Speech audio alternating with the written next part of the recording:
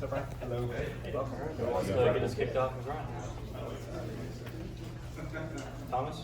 Ryan, the way that you finished last season kind of could be a springboard to this season. What do you feel that you did well at the end that you're really trying to carry over to push you to the next level?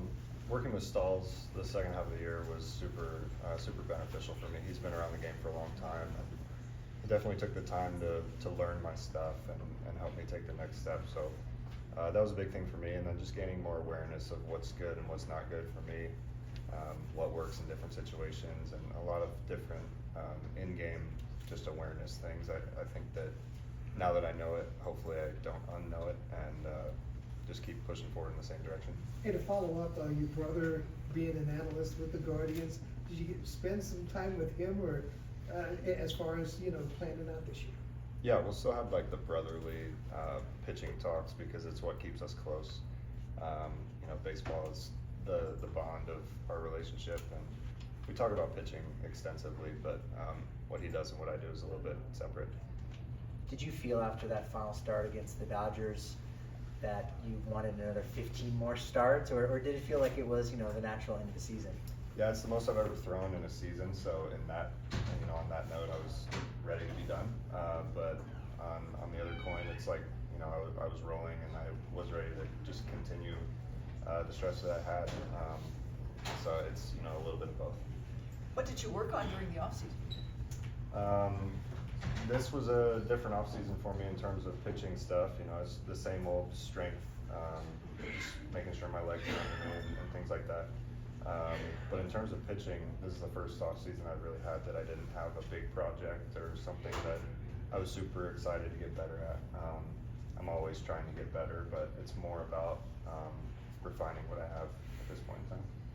Getting to spend time with the fans today, did that kind of get you fired up for spring training and all that's to come? Yeah, talking to everybody that's here, it's weird from a player's side just seeing people in the stands and not really knowing if they know what's going on or whatever, but they're super involved and they know what's going on, and they know the game, and just to see how happy everybody was to be here, it makes being here just super special. Buddy keeps talking about this team getting closer every season. Does this feel like the season you guys could take that next leap? In terms of the pitching side, definitely, and then also, the offense, defense. We have Brendan Doyle in the outfield. We have 2 Gold Glovers that we've heard so much about, and then the offense. I'm super excited about our rotation. We have Herman coming back, and then Senza as well. So to have those guys not only as good pitchers but leaders as well. I look up to those guys a lot. So I think we're in good hands. We've talked so much about the bullpen and how good the bullpen was at the end of last year. Does that give you confidence as a starter that if you can get kind of deep into the game, that you trust the guys that you have coming in to finish it? Yeah, we got guys out there that throw really hard, and so I feel like anybody that comes into the game after me is going to be able to clean up any mess that I may have left or anything like that. So it's a good feeling to have those guys out there, and they work super hard. You talked about your off season already a little bit. Did your relationship with painting at all change because of the success you had, and then maybe a new focus on what you want to do in 2025? Yeah, it's funny because it comes and goes. I'm more involved with it in the off season because I have more time and I have a setup and things like that. But I imagine it's probably going to fade away once the season starts again. But it is something that is nice to get into a similar zone of pitching when you can't be pitching in the off season. What are your thoughts on those young pitchers that are coming up? I am excited. I haven't seen too much of them with my own eyes, but everything I'm hearing is that we're going to be in good hands. During one of the panels today, you were asked about your pregame routine. Yeah. Marquez said he didn't eat a breakfast, and then heard 4 guys in a row say that they did. It looked like maybe you guys exchanged some tips, maybe on maybe I should add breakfast into my routine. What was that little conversation about? Herman swears he can't eat, so I don't think we're going to sway him on that one. But yeah, we're always chit-chatting about different little things that we do to get better and picking each other's brains. It's a pretty cool kind of dynamic that we have going on. But yeah, I'm sure that'll be a continuous conversation moving forward. You finish as well as you did last year. You start thinking about this year. Do you think about success, or do you kind of force yourself, okay, I've had some success, I gotta stay on the process here? How do you, maybe compartmentalize those things? Just the stepping away and letting go of those things for me is super important. I think just being out there and being present and letting my abilities take over, that's kind of the sweet spot for me. I think if I start to think too much about results, I'm in the wrong headspace. So I like to just step away from stuff like that and just let it unfold and just be in the moment as much as I can. Did you at least take some time to enjoy the fact that you had, what, a 2-something ERA over however many starts it was? No, I didn't. I should have. I didn't. I think if you become conscious of those things, it kind of might run away from you a little bit. So I was riding a little bit of a wave and just decided to keep it going and try to not even pay attention to it. But now that it's the off season, I definitely was able to turn around and look back and say, okay, what did I do well to try to do that again? I'm sorry, go ahead. It sounds like that was on a personal level that you were talking about the last couple of questions, but on a team level, do you feel like the team is setting expectations? Wins have been hard to come by the last 2 years. What are people looking for this year on the team in the clubhouse? Yeah, well, now that the specific group has been together, for another year, and the camaraderie is just always growing every year, I think that that's a super important factor, and I think that it's going to just keep getting better. I'm super excited about the pieces that we have. I think if there's a little bit of fire and there's a little bit of, hey, we've been counted out, let's go get after somebody, I think that can really do us well. And I think that's something that's super achievable for us in terms of a mindset. How much do you pay attention to the Dodgers in your division stacking their roster? And is there excitement on your end to be able to face that kind of lineup? Yeah, I love facing them because, they have all the guys. I play baseball because I want to see how good I can be. And I think if you embrace that as like an opportunity to match up against some of the best, then you can thrive in those scenarios. So I look forward to those games.